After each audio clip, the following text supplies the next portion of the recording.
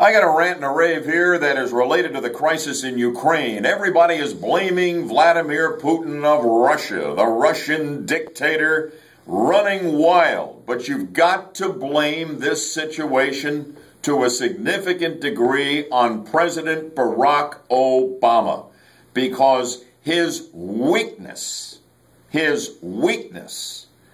and his apology for American power and for the projection of that power on the American scene that goes back to the very beginning of his first term has emboldened the likes of Vladimir Putin. They know Obama will do nothing in response to whatever aggression might be initiated by Putin and Russia. They know that.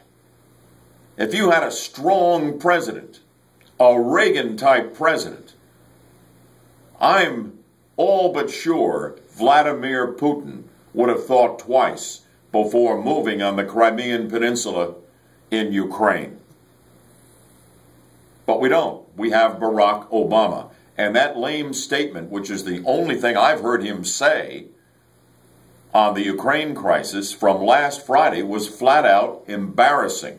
Just simply saying that the U.S. will stand with the world community in support of Ukraine.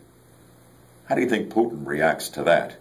Oh, one more thought. A couple of prominent Republican voices once upon a time who were derided by Obama for their comments about Russia and Ukraine and mocked by the pro-Obama mainstream media are sounding pretty good this morning.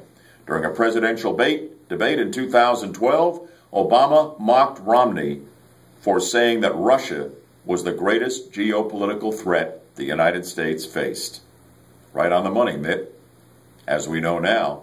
And Sarah Palin, almost unbelievably, in the 2008 campaign, and we played it on the show this morning, said candidate Obama, back then running for president, had been lukewarm, made no comments really that amounted to anything against Russia moving on the Republic of Georgia militarily.